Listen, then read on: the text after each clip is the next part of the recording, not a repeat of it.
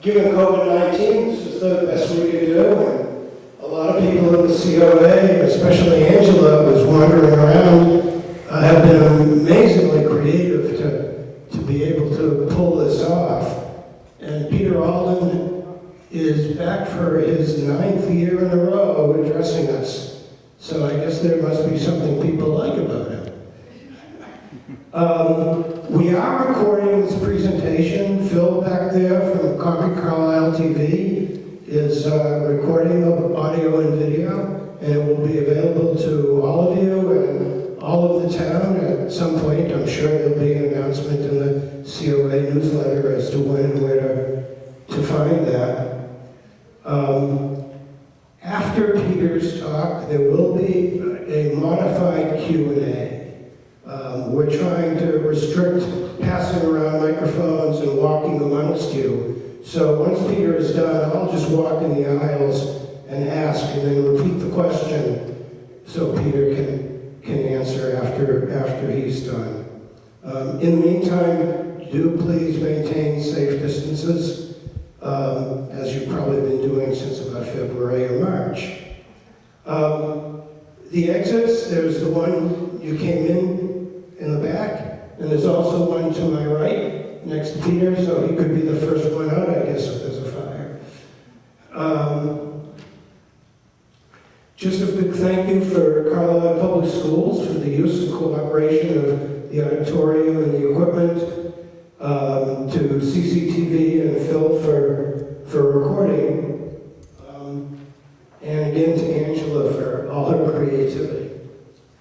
I'm going to introduce Peter using what I found on Amazon about him. Peter Alden is a world-renowned naturalist, lecturer, ecotourism guide, and author of 15 books on North American and African wildlife, including the National Audubon Society's Regional Field Guide series. He's considered to be an authority on birds and larger mammals of the world, and is often consulted by the media and the ecotourism industry for his expertise. Peter is also a highly entertaining and widely sought-after lecturer on topics that include world wildlife, the polar regions, invasive plants, and biodiversity of the Northeast. Peter Alden, thank you so much for coming. Thank you, Mike. Can you hear me? All right. First of all, a disclaimer, I hate Amazon. I work in the Amazon. I've been to all the countries of the Amazon, including the Guianas, Peru, Ecuador, Colombia, Brazil, for many, many years, including 10 trips up the Amazon in the last 10 years for a month in Brazil. I hate Amazon. I don't have Prime. I think it's outrageous that that man, Jeff Bezos, even though I agree with him in a lot of political things, he hasn't given one nickel to help the rainforest, the lungs of the planet, the wildlife, or especially the native peoples of the Amazon. Not one nickel, and yet uses their name. Whereas the gentleman who runs Patagonia has put a lot of money into saving some of the last temperate rainforests in South Chile and a little bit over the border in Argentina. So anyways, I was very interested to hear him say he got that off Amazon. But I have nothing to do with Amazon, never will. Anyways, as Angela is talking with Mike here, I think you can still hear me. A few of you might have seen this program sometime in the last 10 years or so. I've been doing my annual July talk to the Carlisle Council on Aging. So today, anyways, we're going to be going through some of the changes, particularly in the bird and mammal life. And we have excellent markers here in the Concord-Carlisle area because of gentlemen such as Henry David Thoreau, and I work at the shop at Walden Pond 3 days a week for minimum wage. You're welcome to come over there and laugh at me. But many other botanists and early birders, including William Brewster and others. We have a very long record of wildlife here in Concord, perhaps the longest, well, the Concord area, of any place inland in North America. So I'm trying to carry on that tradition. And so I've been doing these things called bio blitzes or biodiversity days. And we just did one back in 2019. I'm glad we did it a year ago, not this year. And a number of local people, including Kay up here in the front row somewhere, and others have done this. And we've now managed to see on 3 single days celebrating Henry Thoreau's move into his cabin at Walden, 3,600 species of identified lichens, mosses, mushrooms, plants of all kinds, and all the invertebrate groups, the insects, etc., and the birds, and the mammals, and the reptiles, and the amphibians, and the fish. And that is for inland North America. We have the best inventories of things going on.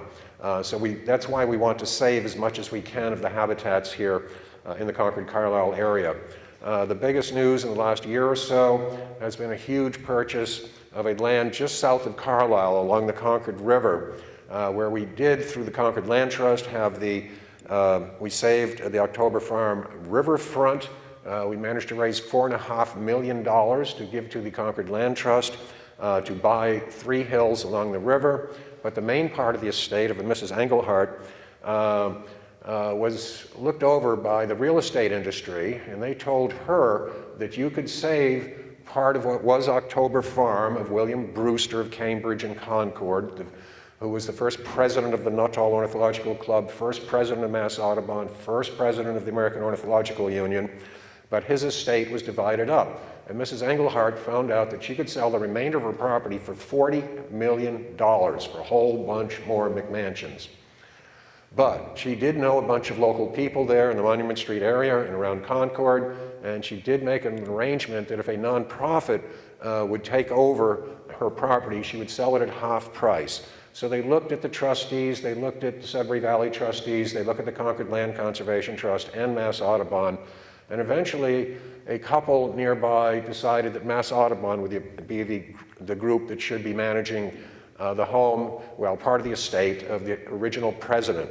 And so she lowered the price from $40 million to $20 million. And a couple on Monument Street that I know wrote them a check for $20 million and then transferred the property to Mass Audubon. Now, it has not been open to the public. It's near Balls Hill Road, but it may be developed in the future. We don't know, but we're very pleased. It was the largest gift ever to Mass Audubon, which is in a lot of financial trouble, just like every other nonprofit right now. But we're very pleased that we're going to have this very major piece of property right next to Carlisle as part of Mass Audubon's future. All right, I'm going to be going through some of the changes, and because of the notes of Henry and so many other people in the 1800s, we sort of know what was around and what wasn't and what has changed. So we're mainly doing the changes today. Let me try this.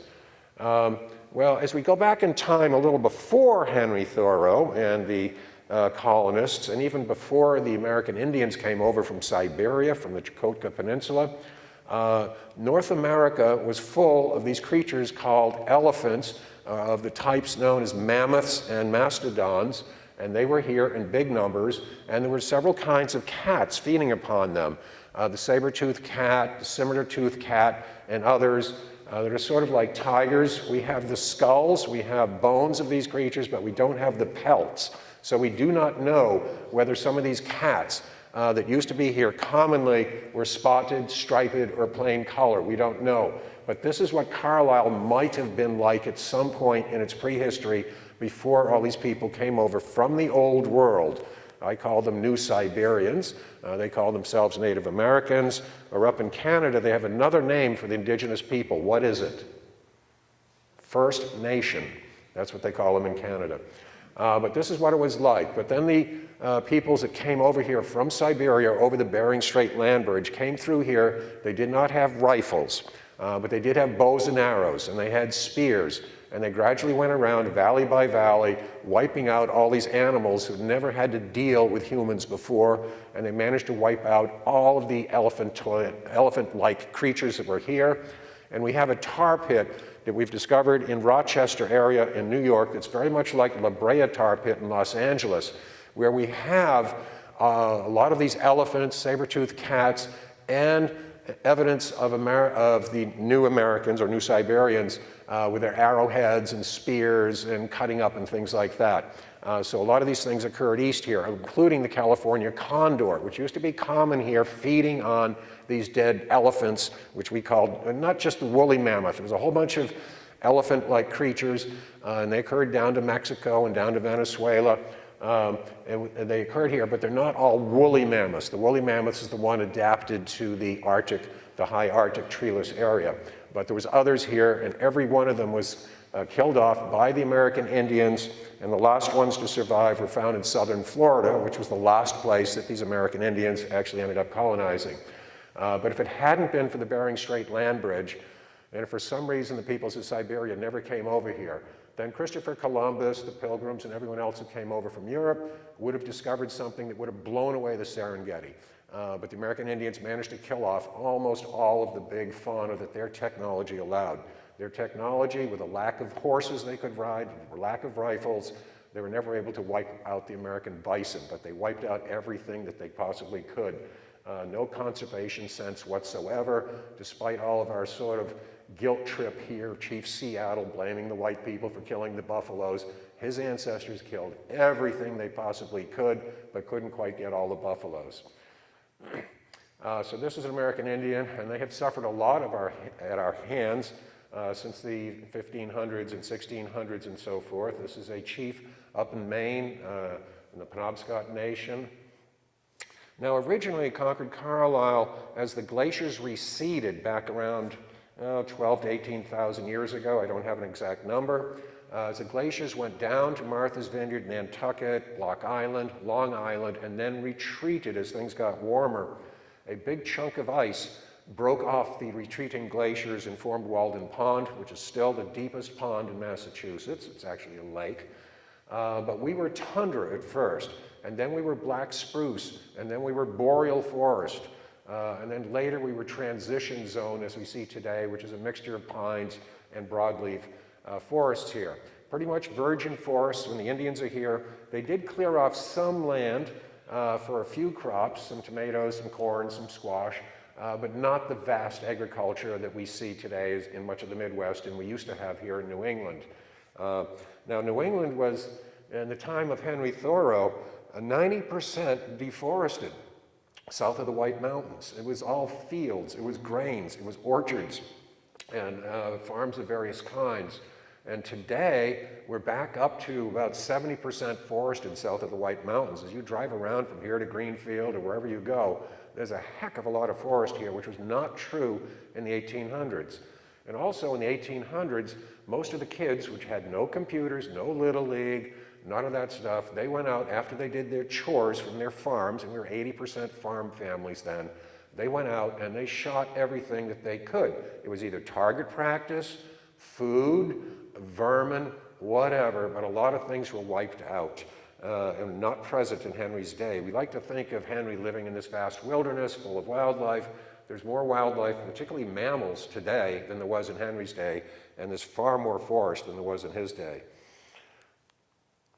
So the British, followed by other people here in the northern, the United States, mainly the English initially, came over in their wooden ships, and they brought over various plants intentionally and unintentionally, and of course some rats and mice unintentionally, and came over here and changed a lot of things.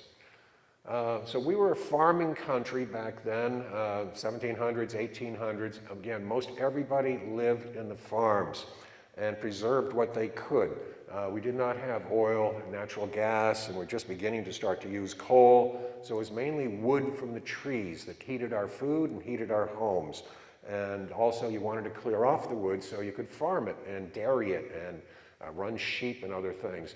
Now today we're mainly urbanized and suburbanized, but it used to be that very few people lived in the cities and most everyone lived out on farms. This is just a picture in Sturbridge Village area of what the roads would be like back in those days. And this is the famous reconstruction of the cabin that Henry built and lived in the late 1840s for 2 years, 2 months, and 2 days by Walden Pond. The actual site where the cabin was is closed now. The state government is putting in a wheelchair accessible pathway so that people who could not do that steep, windy trail around the pond can visit the site where Henry lived. And the one question I get when people come up with their families and they go visit when this house is open, the one question we get from all the little kids to their parents is what? Mommy, Daddy, how come there's no toilet? And he had what was called a honey pot under his bed. Now, where he threw it, I don't know. I hope to think it's not in the water. But that is the famous house. And if we consume all the fossil fuels in the world and run out of money, most of us will be living in a house like this in 50 years. We'll see what happens. Henry did a lot of work on many, many issues having to do with slavery and government and religion and philosophy. But as he was getting older and older, even though he died in his 40s, he got more and more focused on nature, ecology, and the component species of nature. And one of the things that he did was he kept track for many, many years of when every flower came out and all the different habitats he could walk to from Walden Pond and other places in Concord that he lived. And he kept careful notes, and he would go back to each habitat. Oh, it's not out now. And he'd go back the next day. Not out now. Go back the next day. Now it's out. And he made those notes for like 12 years. And so they could average them out over time. And today, a professor at Boston University, Richard Premack, a friend of mine, got together with a lot of local naturalists here in the Concord Carlisle area and tried to reproduce the flowering times today. So what is it like 150 years after Henry? The flowers here in the Concord Carlisle area are coming out into bloom about 10 days earlier than they did back in those days. These songbirds that winter down in the southern United States are coming back about 10 days earlier than they did in the 1850s. And there's no computer on Earth that can reproduce those numbers of those handwritten notes of Henry Thoreau. He wrote down, species by species, like 400 different plants. And so now we have some data on climate change, real data. Thank God for Henry Thoreau, who was not paid and was not asked to do what he did. But this is a cardinal flower here, which has been sort of overgrazed by deer, unfortunately. It's a lobelia that is found along our rivers in late summer. The gentleman on the left is Edward O. Wilson, a Harvard biologist, specializes in ants. He's from Alabama.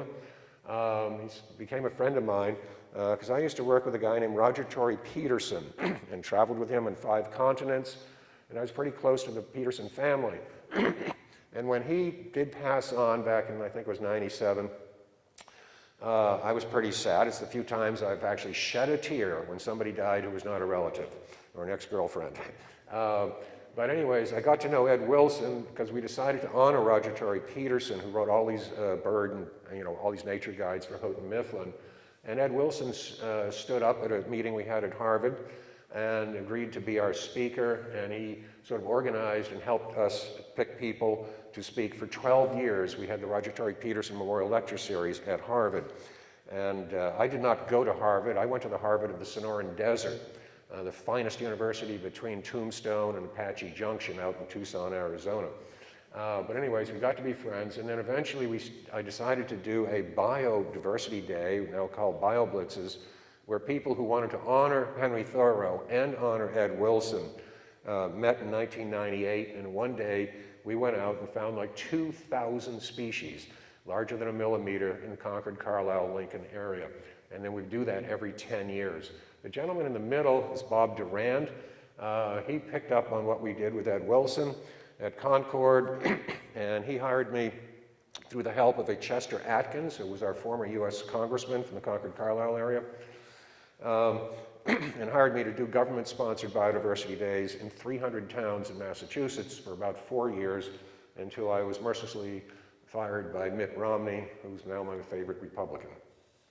Anyways, that's at Henry's cabin. I show you this picture. I used to work on private jets around the national parks of the West. This is my photograph of some bison in Yellowstone, but notice the birds down below. Those used to be called buffalo birds, and they were encountered as we Americans, quote, quote, went west. We ran into these birds following the herds of buffalo.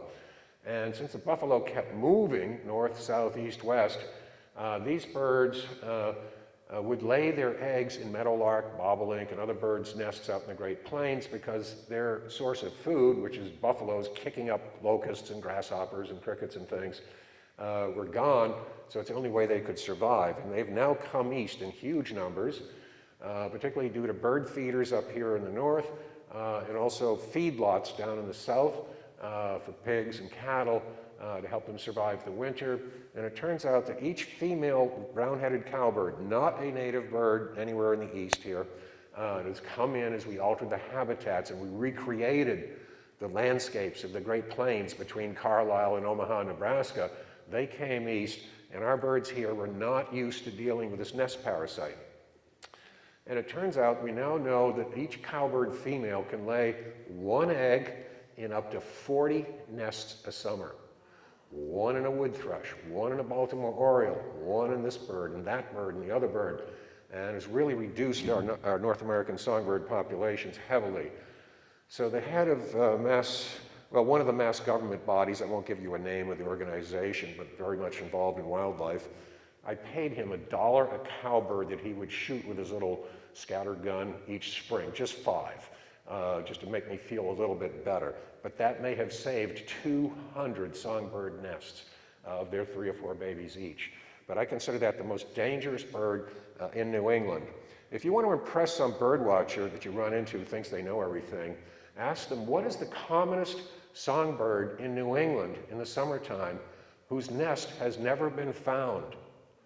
And I asked this to the smartest people at the Mass Audubon and the Nuttall Club, and I came up with a big 0, even from a guy named Wayne Peterson, who's one of our better bird watchers. No clue. The answer is brown-headed cowbird, because they don't make a nest. They're like the European cuckoo. Now, one of the birds that they parasitize is this one that used to be much commoner here than it is now, and that is the wood thrush, beautiful singer in the woods. We still have a few of them, but in some areas, scientists have gone out and investigated and found wood thrush nests, and they have found that in some areas in the United States, up to 90% of the nests of the wood thrush only raise one baby cowbird, because the baby cowbird grows faster than the host species children, and it elbows them out of the nest onto the ground, where the ants can eat them, and then the adult wood thrush and 40, 50 other kinds of birds feeds only the baby cowbird. And that is a problem for us, the decline of things like the wood thrush. Another bird that's sort of having trouble around here, but it's still around, is the barn swallow. And the barn swallow breeds up here, but winters mainly in the Amazon basin. I once saw 500,000 barn swallows gathered at the mouth of the Rio Negro, where it meets the Amazon in Manaus, getting ready to fly north. But that is the barn swallow. And it turns out it likes to build its own nest right under the eaves, the overhanging eaves of barns and old wooden buildings. But if you paint right up to the overhang, the barn swallow's mud, and grass, and clay can't stick to paint. But if you leave the last 2 feet not painted, they can attach their nest to an overhang on a barn.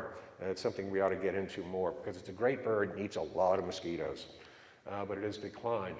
A bird that came east here and probably was not in New England when the Pilgrims landed here. It's a Great Plains bird, and there were several of them, along with other butterflies and flowers, came east as we recreated the Great Plains east to Boston. And this is the bobolink. It needs a really vast area of grassland and not forest. And it's one of our 3 birds which migrate, of songbirds that migrate all the way to Argentina and neighboring countries for the winter. This is the Pantanal of Brazil, Paraguay, and eastern Bolivia, and also northern Argentina. And the bobolinks, every one of them goes down south of the equator, as does the barn swallow from the equator south, and one other bird, the eastern kingbird, goes south. Another bird that came in from the Great Plains, well, this is actually from the tall grass prairies of Illinois and Indiana, was the meadowlark. And that was in every town in Massachusetts in the 1800s because everything was open. It was still very common in my town in the 1850s. Today, in my town of Concord, the only place you get meadowlarks is at Hanscom Air Force Base, where they have to keep it down to grass and they can't let the trees grow up along the runways. So that bird is sort of an endangered species in Massachusetts, and yet it was very common for 150 years here as we altered everything. Another open country bird that used to be quite common here is the American kestrel. It's a very small falcon that feeds mainly on insects. And one of the reasons it is disappearing around here, and it has a very shrill killy, killy, killy call, is that the return of the Cooper's hawk, which is now our main bird feeder, bird eating hawk. The Cooper's hawk has suddenly gotten common because people used to shoot the Cooper's hawks as well as red tails and so forth. And unfortunately, the Cooper's hawk chases and catches and kills and eats the kestrels. So it's part of the problem. You help one bird and you hurt another. The first case of any bird feeding intentionally by humans that I can look at in the writings of the great authors of the mid-1800s was this bird, the bobwhite quail. And it turns out that in Emerson and Thoreau's day, you had chickens. Again, 80% of the people were farmers, and they had chickens. And then they noticed that these bobwhite quail would come in and feed on the chicken feed. So it's sort of an intentional thing. But they did not feed chickadees and nuthatches and tufted titmice and blue jays back then. The bobwhite has now disappeared from Massachusetts, except for mainly Cape Cod and a few areas nearby. And we're not sure 100% why, but it was very common here in the 1800s and has now vanished. We do not have these in Carlisle or Concord anymore. And they're suffering really bad down south because that red Argentine fire ant comes and eats the babies on the ground nesting of the bobwhite quail. So it's in sort of somewhat trouble. It's a female. Some of you have heard about some issue that bothers some people called climate change.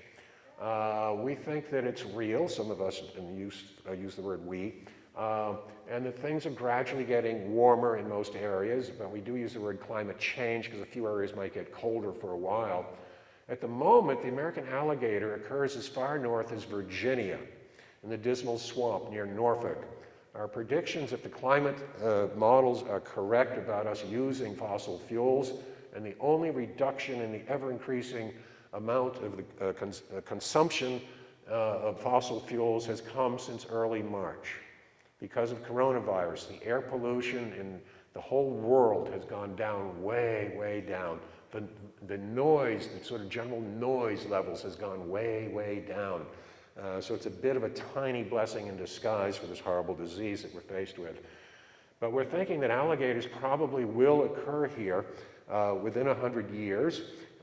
If they're able to get past New York City and a few other obstacles. And also the python, the Burmese Indian python, which I've seen huddling in below freezing weather in northern India in the wintertime, where several pythons will wrap around themselves under a sort of a nest that looks like a muskrat nest or an igloo. And so they'll be able to survive up here by themselves. So that'll make much more fun, a nature walk here in Carlisle. And watch out for the alligator. Oh, watch out, there's a Burmese python in that tree there. Why don't you go over this way? So things might get much more exciting because we have no poisonous snakes here right now. We used to have rattlesnakes, whatever the modifier was, timber rattlesnake or whatever. And they do survive at Great Blue Hill, around the Quabbin, Skinner State Park south of Amherst, and out towards the Berkshires. But they've all been shot out of this area for now. But they may come back, who knows. But things may get more exciting in the future. We have these birds which the Bostonians call wobblers. And we all go to Mount Auburn Cemetery in May on 5 or 6 days when the wind's from the southwest. And we can see 20 or so species of these beautiful birds, a few of which nest around here, but most of them nest further north in Maine, New Hampshire, or Canada. This happens to be the Blackburnian warbler. And their numbers are down about 50% right now, just since the 1950s. There's a lot of studies, from Manomet down in the Plymouth area, and all sorts of things. And they're having troubles. They're flying into buildings and lights. There's habitat problems in much of Latin America, and very few of our birds winter in the Amazon. I spend a lot of time in the Amazon, no thanks to Jeff Bezos, and the number of American birds we see down there is very low. There are some barn swallows, some ospreys, some spotted sandpipers, but amongst these land birds, there's virtually none in the Amazon. They want to winter in Central America, Southeast Mexico, the parts of the Greater Antilles, and the very northwest on the slopes of the Amazon and of the Andes in Venezuela, Colombia, and a little bit of western Ecuador, but virtually none in the Amazon. And when you go to Rio de Janeiro, where I've spent a lot of time in southeast Brazil, there's no North American songbirds wintering in the beautiful forests of southeast Brazil. So this is what Carlisle looked like back around at some year in the past. And in the future, if the sea levels rise, say they melt all of, not they, I mean us, If we use up all the fossil fuel and burn down all the Amazon and the tropical forests that we're rapidly doing, the amount of water that might rise in the worst case scenario, this is 500 years from now, not this year, not in 100 years, is 200 feet.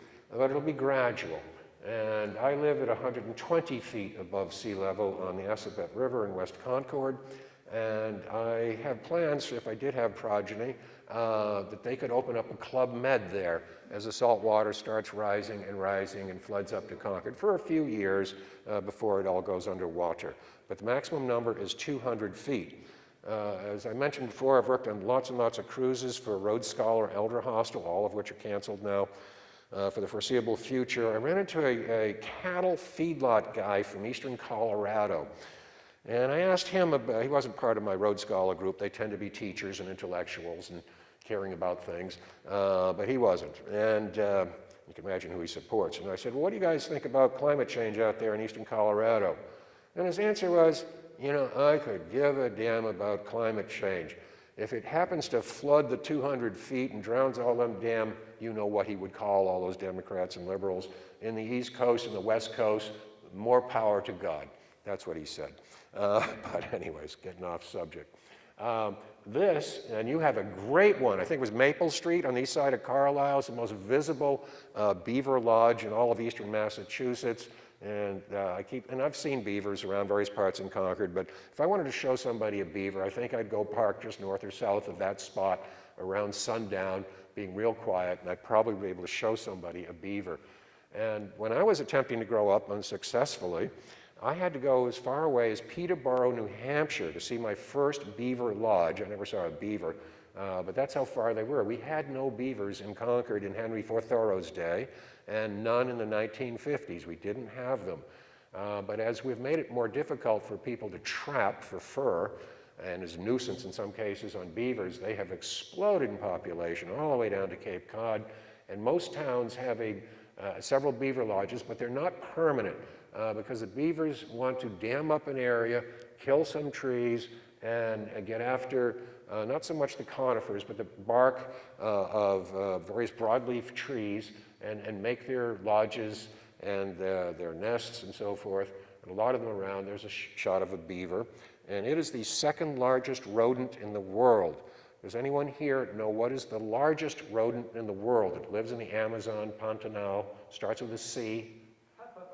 Excellent, K comes through again. Capybara is the only rodent in the world larger than a beaver.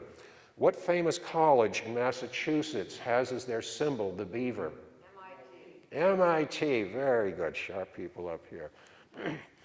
Okay, one of the after effects of all these beaver lodges that has come into most towns in eastern Mass now is that once you have dead trees and standing water, then the great blue herons feel comfortable nesting up in those dying or dead trees without leaves. They're not going to nest on a mainland oak or pine or anything else because the problem is raccoons.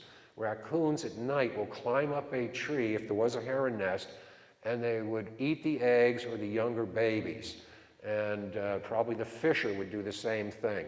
But neither one of them, the fisher's a misnamed creature. It's related to a wolverine. It's actually not a cat. They have to nest in a place where those mammals cannot come up at night. We had a colony of great blue herons in Concord near White Pond, which I used to take groups to, and it maxed out at 71 nests. 71 nests. And Henry Thoreau never saw a nest of a great blue heron because there were no beavers creating new dead trees in water that the raccoons and the fishers could not swim in and wouldn't swim in. But nice to see them. But there's smaller colonies around today, and it's nice to see them. Another creature we have that Henry didn't know, and very controversial, is this coy dog or coyote. This one I photographed down in South Texas. But they have come east as we got rid of all the wolves. There used to be a bounty on wolves. And so we managed to get rid of the wolves because we had a lot of sheep in the old days. We don't have many sheep now, but they would take care of some of the sheep. And so now we have this coyote that's got a little bit of red wolf blood from the south and apparently some wolf blood now and then. And so now we have tons and tons of coyotes around here.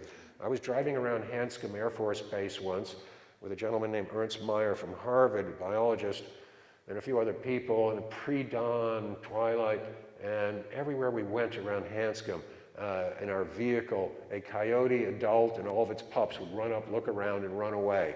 It's amazing how many coyotes there are there. And it's scary. I'm sure all of you have seen a coyote. I mean, at about 12:30 at night last winter outside my house, I mean, I heard a pack of coyotes in the backyard just howling. I mean, it was sort of bone-chilling. I did not go out and pet them, but it's really not much of a problem to humans at the moment. But they're definitely part of our creatures here. Who knows what this creature is? It's a fisher, and thank you for not saying fisher cat. You know, there's a minor league baseball team or something up in Manchester, New Hampshire called the Fisher Cats, and when two fishers get together, that sounds like cats fighting. But the fisher is actually a big hairy weasel, halfway between a mink and a wolverine, and they specialize in turning over porcupines and jumping on their stomachs. We estimate that in Concord we probably have, and the same would be true with Carlisle, somewhere around 20 fishers. But they're mainly nocturnal. You'll see more roadkills than you will see live individuals. And they will chase gray squirrels up and down trees, which is a plus for any of you who have a bird feeder. Another creature that Henry never saw, and we did not really seem to have them because they would be one of the first things to be shot out, and that is the black bear. The black bear population has increased from, well, probably a few dozen or a few hundred out in the Berkshires and Taconics to close to 5,000 black bears in Massachusetts suddenly. 5,000. One of them actually wandered from the Worcester County area all the way through the Plymouth County, somehow got across the Cape Cod Canal, probably on a bridge in 3 in the morning, and made it all the way to Provincetown. And then did a U-turn, and I think the state wildlife people decided, because of all the visitors in Cape Cod, to take it out, with a tranquilizer, and they put it back into the hills of Worcester. But they do wander around, and when we've done these bio blitzes in Concord, Carlisle, Lincoln area every 10 years, we've essentially never missed black bear. They are here, but they don't want to be seen, but they're definitely around. Another creature, again, that was not here in the 1800s, it was easily shot out, is the moose, which is called the elk in the old world. The Irish elk is a moose. And I've seen them in Sweden, where they're called the elk. And their numbers really increased here in Massachusetts a few decades back from 0 to several hundred moose. I had one in my backyard around 2000. We've had them walking under the Route 2 bridge around Emerson Hospital. We had 5 of them wintering in Groton the other year. And they've increased. But a problem developed. To our south, we have a lot of ticks, and they're moving north with climate change. The moose was reoccupying its former range due to so many areas you can't hunt right now, and the revirgining forest, so to speak, and so forth. And the numbers of moose built up to perhaps as many as 2,000 moose in Mass, mainly central and western Mass, but they would wander east. And those 2,000 moose are now down to about 400 and headed to 0. The problem is ticks. Somehow the moose will get into ticks that are overwintering and get on them. Some of the moose carcasses they've found have had like 10,000 ticks on them. They have, and the white-tailed deer and Lyme disease, you know the connection there. When ticks bite a deer, it's uncomfortable, but it doesn't drive them crazy. And there's only so many, I guess. But the hair is much looser on a moose, and it's longer, and apparently the moose just die from all the blood taken out by the ticks, and it's highly irritating, and we'll probably have no more moose in Massachusetts because of the ticks. And it's interesting, I've never read anything about Henry Thoreau complaining about ticks or poison ivy. He did acknowledge the existence of mosquitoes, but didn't freak out about it. Maybe he smelled so bad they didn't like him, I don't know. This is another thing. It's interesting that Henry Thoreau never saw a deer. Now, we have 500 deer in my town, and you've got 300 deer roughly in your town, and they've really taken off here. But he never saw one. Henry heard about a deer shot on Barrett's Mill Road in the 1780s after the Revolutionary War, and that was it. To him, a deer was like a dinosaur. Now, a few of them did survive out in the Berkshires, and so forth, but he never saw a deer. And it's interesting that in his day, he did see a lot of wildflowers. And now a number of these wildflowers have vanished from our area for several reasons, and one of the main reasons is overbrowsing by deer to the point of local extinction of certain uncommon wildflowers. And so it is a problem. I grew up being an anti-hunter, and now I understand that, in the absence of wolves, saber-toothed cats, and some other things, that deer are a big, big problem for our biodiversity, wiping out many of our flowers that our butterflies and moths might be needing. A big problem is the deer. I'm not sure what to do about it because they're so cute, aren't they cute? But they cause Lyme disease in humans and your pets. They're wiping out the wildflowers. Now, they do not eat conifers, so much of our landscape is growing up in white pine because they won't eat white pine. White pine has a lot of white sticky stuff all over it, whether it's the bark, the cones, or the seeds, or the needles and whatever. And the deer, unfortunately, have not learned how to dental floss because they have hoofs. They don't have fingers. They can't dental floss and get that stuff out of there. Okay, so this is some more. Aren't they beautiful? Big problem, the white-tailed deer. You don't see them that often, but they are here in big numbers, somewhat nocturnal, and spreading Lyme disease ticks ever further north, eating the wildflowers. I know they're pretty, but I can't believe that the Fish and Wildlife people won't allow us to harvest some of them and give the food to the orphans, the prisoners, or whoever, or make it available. But there's way too many deer in our properties right now. Now, we used to have mountain lions, aka cougars or pumas. They were fairly regular here in the Indian era and in the early years of the Pilgrims and Puritans and so forth, but there was bounties on them. Again, not so much that they're eating that many cattle, but they would eat our sheep back when we had a lot more sheep, and were considered a threat to humans, even though there's very few cases of them ever attacking a human, but they are now gone, but coming back. Now, if you see a cougar or a mountain lion, don't tell anybody, because they think you're crazy already if you're into nature, but if you tell people you're seeing these things, they think you're even crazier. I saw one out in the Quabbin, but it may have been an escaped pet that somebody let loose once it ate the family dog or cat, who knows. They do show up occasionally. One mountain lion was killed, I think it was in northwest Connecticut, and they now have some wonderful techniques, the scientists do, where they're able to take blood from the mountain lion, and from what it ate, there's various signatures in soils around the world and the plants in those soils, and they could tell that that mountain lion that showed up in Connecticut was born in South Dakota. It's amazing what some of these scientific little things that they're coming up with now are.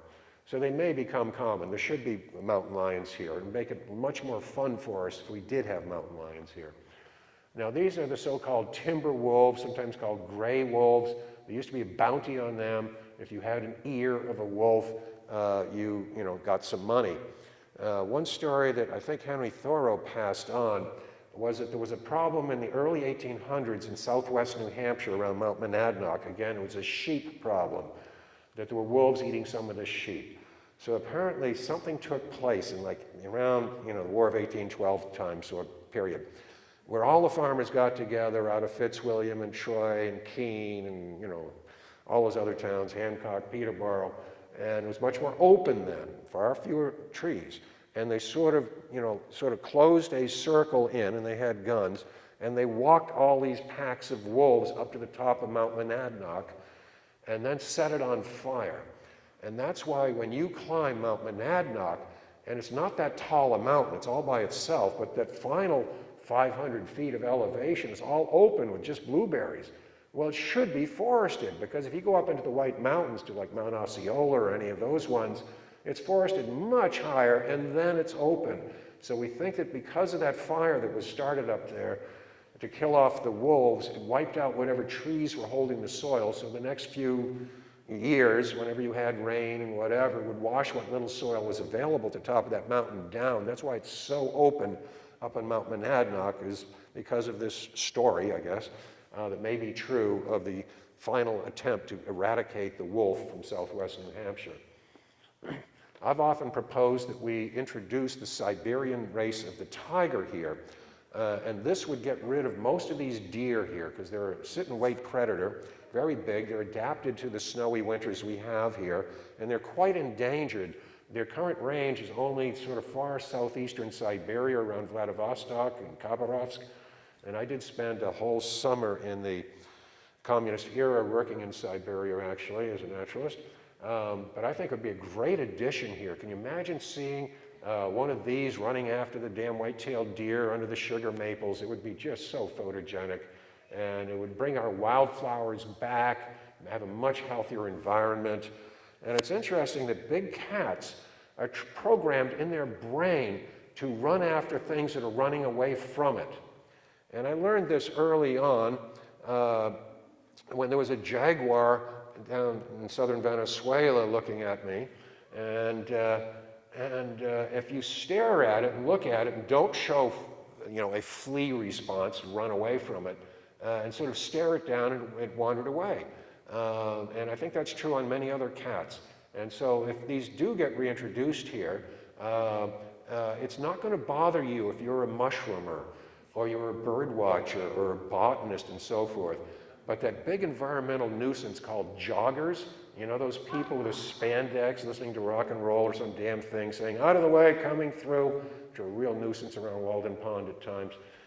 They'd be on those joggers and bicyclists right away, and all those jocks that are doing all that exercise that we should be doing, but we're not. So I'm all for bringing the Siberian tiger in. And they also occur in North Korea a little bit, and perhaps in a little bit of China, but there's only a few hundred left. On birds, in Henry's day, and even in pretty much in my day, early on, we would only see Canada geese in the spring going north in V's, honking in the sky, and the Canada geese would be going south in October, November, and they occasionally stop here. Some hunters figured out, hey, we can, in this Field and Stream magazine, says you can buy some Canada geese. So let's buy some Canada geese, and then we'll cut off their flight feathers, and we'll go down to where we want to hunt our ducks and geese, and we'll use them as living decoys. It's pretty much illegal, but people did it. And, but then the progeny of those ones that got away, their young would be able to fly, and so this bird has become a permanent resident here. It didn't used to be. It didn't winter here, and it didn't summer here. But now they winter in big numbers because everybody feeds them when the freeze comes on. And then there's no problem in the summertime now, and they're a big nuisance. The people who hate them the most are golf course managers, because they leave these things called land mines, about 2 inches long, gray, mushy, all over the greens. And the state police hate them because they've caused so many accidents. They love grazing on the medians of the divided highways here because they can see any coyotes coming from a great distance away. No problem. I was driving out with David Sibley, a bird book author and artist who lived in Concord until very recently, and E.O. Wilson. The three of us were driving out to a special event out at Petersham at the Harvard Forest, one of our state biodiversity days. And we were just going along, and I was driving, and suddenly all the cars full of little leaguers, this was a June morning on a Saturday, suddenly stopped. Power stopped in front of me. I had to leave Route 2 somewhere in Littleton, go off the road into the mud. And I asked David and Ed, are you okay? Yeah, okay, what the hell's going on here? And it turned out that some mummy Canada geese and her 5 little yellow goslings were walking across Route 2, and nobody wanted to run them over. It's okay to kill 20 little leaguers, and E.O. Wilson and me, no problem. And I could see the headlines in the New York Times, famed biologist E.O. Wilson, famed artist, author David Sibley, and some other guy die because of Canada geese. Anyways, they're a bit of a nuisance, and I consider them an invasive alien as a resident. Same is true of the mallard. Henry Thoreau never saw a mallard. The mallards were brought in by the people at the Boston Common and various estates in Newton and Brookline, because it's more colorful than the black duck that we used to have here. The problem with the black duck and the mallard is that they're pretty closely related. They were divided by the glacier, the most recent glacier. And when the mallards, got out here in Massachusetts, the male mallards would sort of, quote, gang rape the female mallards. And so for many years we had a hybrid population of mallard black duck crosses, and the black duck is virtually gone in the Native American black duck of Massachusetts. Another non-native species, this one from Europe, is the mute swan. And again, if anyone ever asks you, you are interested in birds, can you give us a bird call? Well, if you're not very good vocally, this is the one you should do. This is the call of the mute swan. With apologies to Helen Keller. Now, this is a bird that the Fish and Wildlife people do not like. It's very aggressive against other nesting waterfowl, and it's also against humans and dogs that get near it. I mean, they are cute, and I know we have the swan boats most years, but not this year at the public gardens. But it is considered a nuisance, and we're trying to reduce its numbers here, let's put it that way. Another bird that's come over from Europe is this pigeon, or we call the Central Park pigeon. It used to be called rock dove for a while, and now we call it the rock pigeon. It's sort of a feathered rat, but it does eat up a lot of pizza crusts and spilled sandwiches and stuff in the daytime before the nocturnal rats come out. So the only good thing about pigeons is they keep some food away from the rats in the urban areas.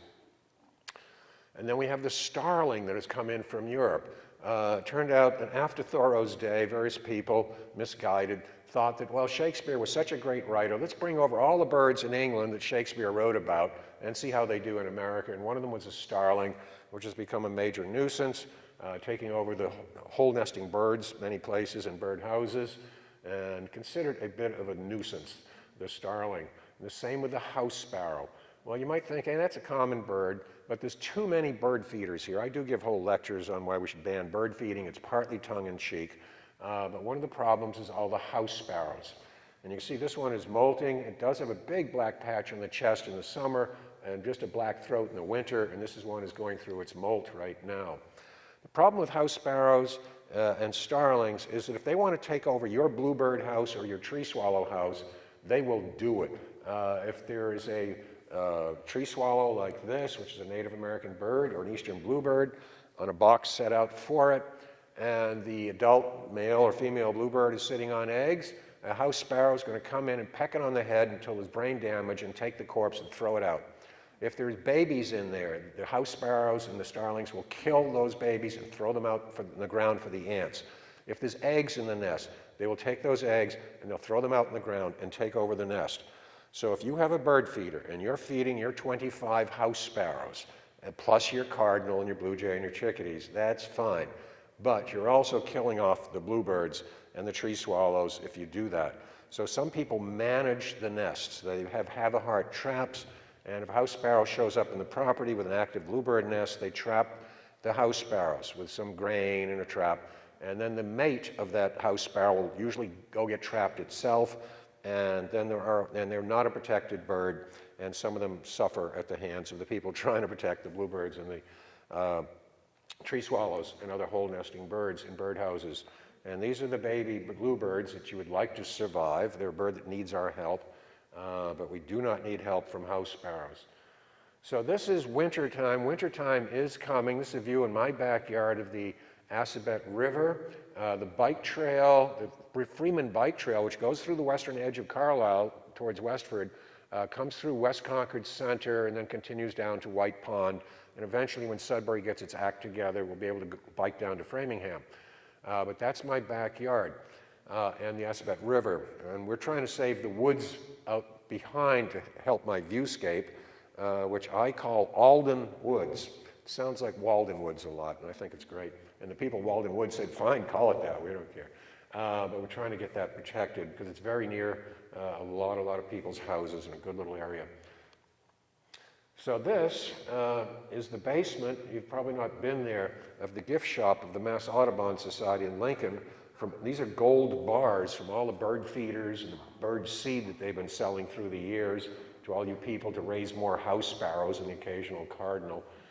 No, I'm just kidding, but it is a multi-billion-dollar industry, this bird feeding thing.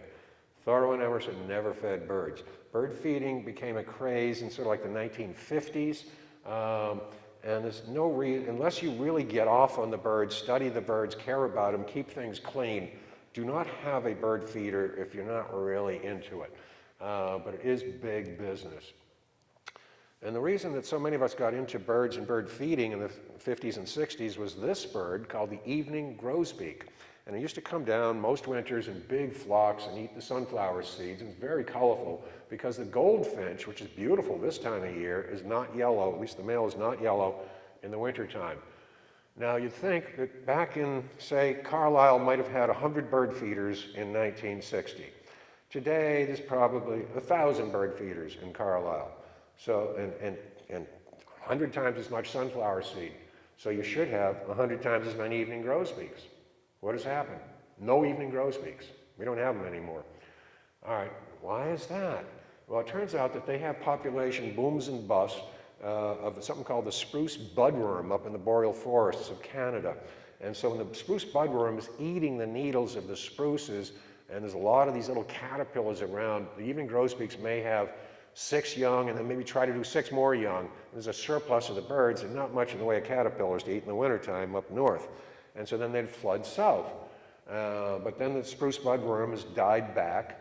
And the other reason is that now that there's not only 1,000 bird feeders in Concord, Carlisle, there's also 1,000 bird feeders up in Kingston, Ontario, and the Laurentians and Quebec. And so if there is an eruption of them out of the boreal forests further north in Canada, they're intercepted in Canada, further north. But it's a feature that was very common here in the 60s, 70s, but has now vanished pretty much from New England. But from down south, cardinals have come north. Cardinals were, again, not here in Henry's day. It's one of about 10 birds that have come north due to climate change and changes in food and habitat. The cardinals here mainly because of bird feeding. There's plenty of food for it in the spring, the summer, and the fall, but it's a bit problem in the wintertime when they don't migrate. But with all these bird feeders, there's tons of cardinals here. But it has caused bad science. Some people have said that we never used to have cardinals in Maine, but now we do. We never had cardinals in Ontario, but now we do. That proves climate change. It does not prove climate change. It proves that we have a whole lot of bird feeders with a lot of sunflowers. If we put a bird feeder full of sunflowers and had it managed daily, from Toronto up to Baffin Island, throughout Ellesmere Island, where I spent a whole summer, and on up to the North Pole, 1,000 miles from the nearest tree or fruit that a cardinal could eat, but it had sunflower seeds, we'd have cardinals at the North Pole. It's nothing to do with climate change, everything to do with providing all this food to help it out in the winter. This bird is the most misnamed bird. It irritates a lot of beginning bird watchers. What color is the belly? Well, you can see that it's white. So what's it called? The red-bellied woodpecker. There's a tiny pink wash between the feet, which you never see because the bird's always plastered against a tree trunk. It's sort of a museum name because you can, dead bird in the tray at Harvard, you can see a little bit of pink. But that has now become the commonest woodpecker here, other than the downy woodpecker. It has that reddish crown over the head, and it has what we call a barred back. When you're looking at the pattern of a bird, if the pattern here, as you see, is horizontal, those are bars. If it goes like this, it's vertical, it's stripes. That's the difference between stripes and bars. And a lot of people get that wrong. I get a lot of things wrong. Now, this is the bird I particularly like. When I'm taking school children or adults on nature walks in the area here, and I hear the song of this bird, I go, stop, stop. I hear the nightingale of New England. And the people look at me, and then off in the woods you hear this, Peter, Peter, Peter. And I say, oh, listen, isn't that beautiful? And the kid says, that's your name, right? So that's why I think this is the nightingale of New England. Again, a bird that Henry never saw. It used to live, say, in the Chesapeake Bay area southeastern bird. Does have a tuft. It's a tufted titmouse, related to the chickadees, a little bit of rusty on the side, and it's very common. Now, if you hear a bird calling, if you were attempting to learn the calls and songs of birds, by the way, songs are something that are given territorial, usually just in the breeding season. Calls are communication between the male and the female and their young throughout the year. Calls throughout the year. Song usually just in the spring, sometimes practiced on the way north, and then silent right now. I had some people over for dinner at my house the other night outside. We didn't hear a single bird singing in the evening. Whereas 2 months earlier, there would have been robins and grosbeaks and all kinds of things singing. But that is the tufted titmouse. It winters here. And our Christmas bird counts in the Concord area and Carlisle, which Ken Hart has been organizing the Carlisle section for a million years, along with Kay and many other people helping out. We now lead the nation. We have so many bird feeders in Wayland, Lincoln, Concord, Carlisle, Sudbury, and other towns that when we do our Christmas bird count in the Concord area, we now lead the nation usually in the number of like 8 different feeder-addicted birds. We lead the nation in goldfinches, chickadees, titmice, downy woodpeckers, juncos, all kinds of feeder-addicted birds. Number 1 in the nation out of 1,000 counts of the same size. Another bird that's come up from the south, it doesn't migrate, is the Carolina wren, has a white eyebrow, and there you can see it eating a mealyworm. If you want big bang for your bucks at the bird feeder, don't waste time on seed, buy mealyworms. A lot of these birds really would rather have protein, which they can get in suet, which is not terribly healthy, that woodpeckers love, but you can buy frozen, freeze-dried mealyworms or live mealyworms and put them out, and the birds really go nuts for those. Now, you can also feed birds in the summertime. Most people don't, but does anyone know what this grosbeak is with the rose breast, what it's called? Rose-breasted grosbeak. I told you this is a sharp crowd. They are one of the specialties that you will get if you feed in the summertime. And there's some very colorful birds here in the summer. It's when the goldfinches are gold, and you can sometimes get Baltimore Orioles, and you will get some of these. The rose-breasted grosbeaks. It sings more beautifully even than the robin. And it's a pretty common bird if you have binoculars and you care. Another thing that's attracted to bird feeders is this. The wildcat of Europe, and actually Africa as well, Felis sylvestris, it is now estimated that 4 billion, not million, 4 billion North American songbirds, native North American songbirds, are killed every year by feral, loved and just let out to survive as best they can cats here in the United States. It's a big problem. A lot of people really love and are emotionally attached to their cats. If they're indoors, fine. Outdoors, that's a big problem. We had a town meeting. One of the articles a few years ago in Concord was, should all cats be on a leash? If you have a cat, they don't really like leashes too much, but about outdoor cats. And it was very heated. And it turned out to be tied. The vote was, I don't know, 400 to 400 or something like that. And it did not pass. It didn't have a 1-vote margin. But they are a big nuisance, cats outdoors. Somewhat facetiously, I sometimes say that people who have cats, and not all cats are bird killers, but many of them are very good at it, that owners of cats who put their cats outdoors should be tortured and then shot. Now, I don't really mean that, but to get somebody to move a little bit this way, sometimes you have to push them that far, and maybe they'll go this far, and not let that cat out. But a big problem. I used to have 5 different cats I knew as individuals. Came out back when I had a bird feeder, and they would come out and they would take a cardinal, and they'd get a junco, and they'd get a mourning dove, but they never got a starling. They never got a house sparrow, because they grew up with this thing, and they have lookouts, and they're in a gang mentality. It's like the Crips and the Hoods or whatever. And they didn't get them, but 4 billion songbirds, and many of them are declining. Now, by the way, on the decline of the songbirds, which has been in the news lately, it's mainly the neotropical songbird migrants, the ones that are here in the summer, but winter down in Latin America, or in some cases the Gulf Coast. Those are the ones whose populations have dropped like 50% in the last 50 years.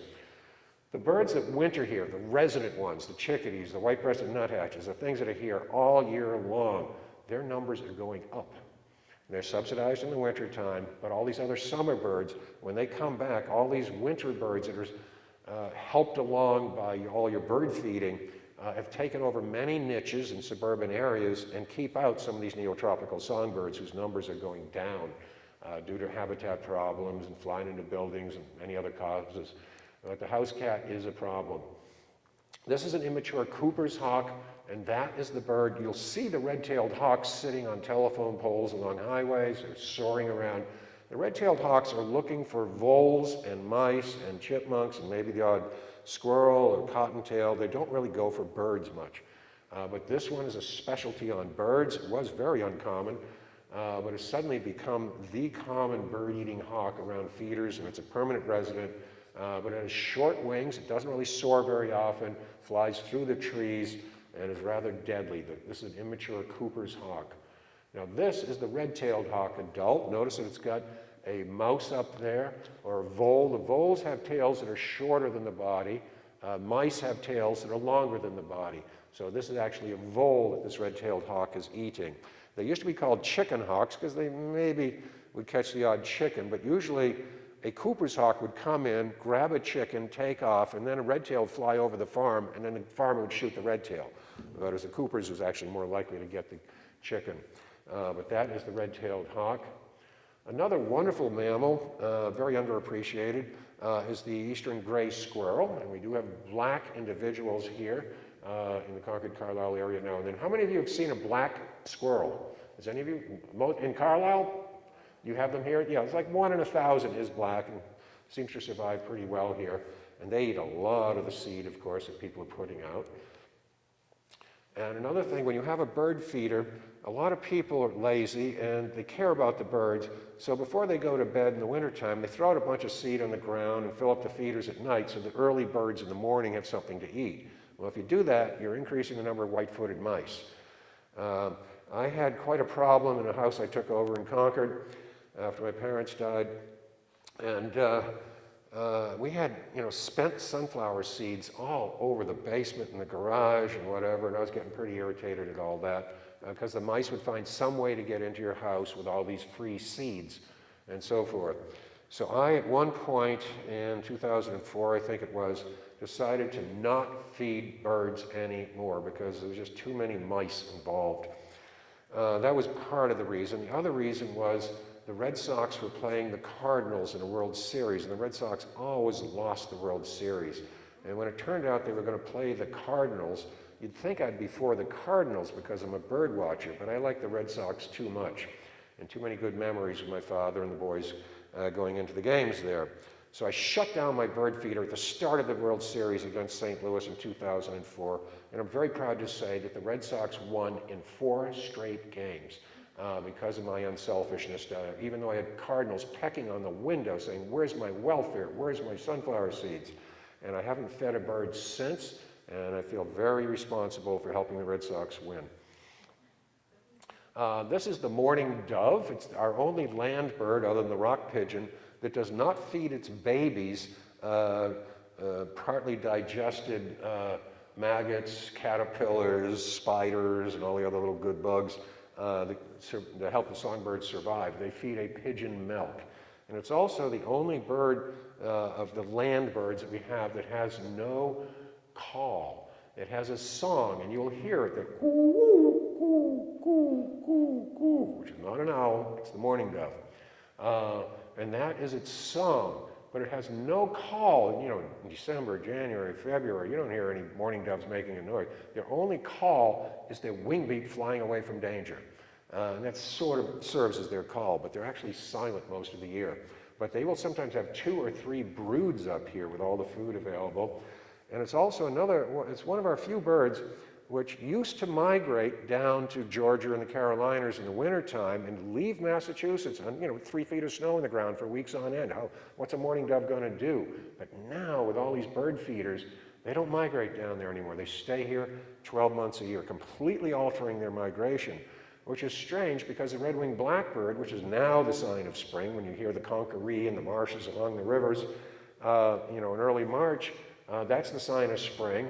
Not robins and bluebirds, because they winter here eating all the invasive alien and horticultural fruits. But the mourning dove used to be a sign of spring when they came back, but they don't leave right now. Very common bird, and we probably lead the nation in them. A bird that we've lost, complicated reasons, but this is the partridge, informally, or more technically, the ruffed grouse. And the ruffed grouse used to be fairly common. When Ken Hart and I and others developed the Concord area Christmas bird count back in 1960, we had, between the various parties, 30 or 40 ruffed grouse. We have not had a ruffed grouse, despite all the land protection and all the laws and all the bird watchers, and you can't do this, and hunting regulations. No rough growths anymore. And partly due to habitat, revirgining forest, they like a lot of second growth we don't have much of, but there's been a huge increase in carnivores, fishers, coyotes, foxes, opossums, etc.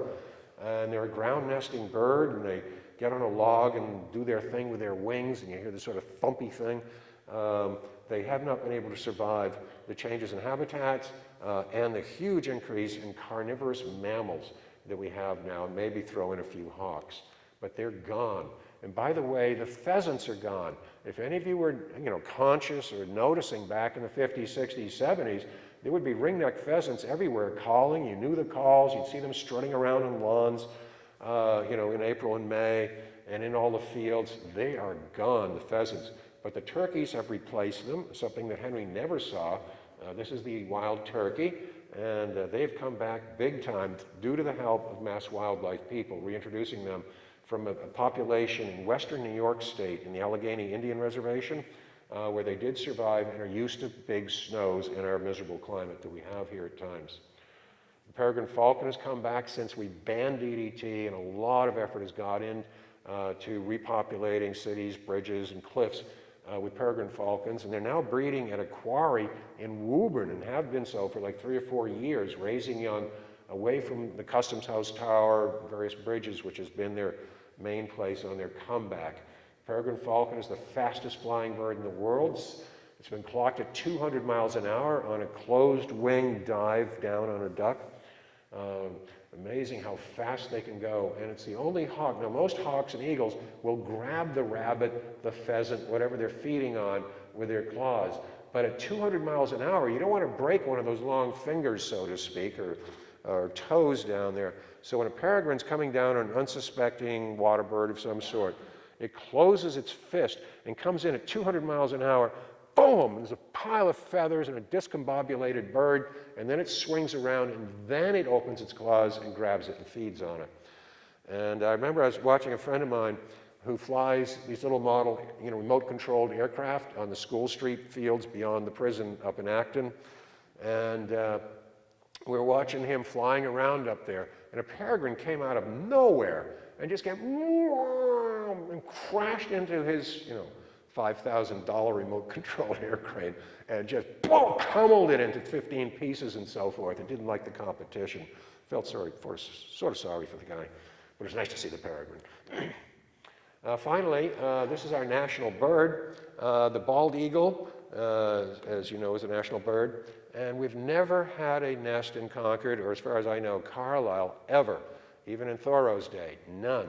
A few wandering through here, I'm sure it was shot at as just target practice quite often. But for the first time ever, we've had a bald eagle nest on the edge of Fairhaven Bay down in Concord, and it has raised a chick. We're very happy for the first time ever. So we have bald eagles now breeding in the area, and we also have common loons, a pair of common loons at Walden. We think they might be breeding at Sandy Pond in Lincoln, but they call many mornings and evenings at Walden. They fish here, but there's no island at Walden. They need an island to breed on so the raccoons can't come and eat the eggs and babies.